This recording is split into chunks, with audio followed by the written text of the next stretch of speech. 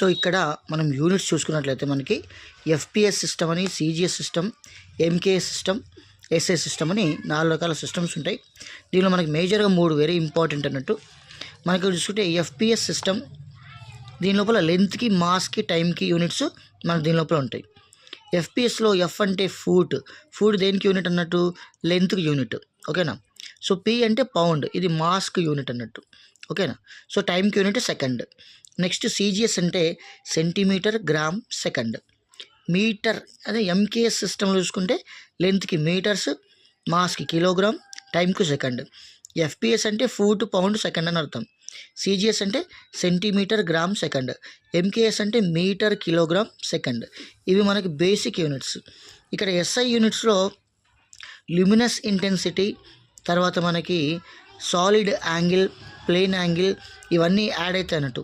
ఇవన్నీ physical quantities add అయినప్పుడు మనం దాన్ని ఎస్ఐ యూనిట్గా తీసుకుంటాం. ఎస్ఐ యూనిట్ అంటే సిస్టమ్ ఆఫ్ ఇంటర్నేషనల్ అంటాం. సో ఎంకేఎస్ సిస్టమ్ని మనం సిస్టమ్ ఆఫ్ ఇంటర్నేషనల్గా చెప్పుకుంటాం.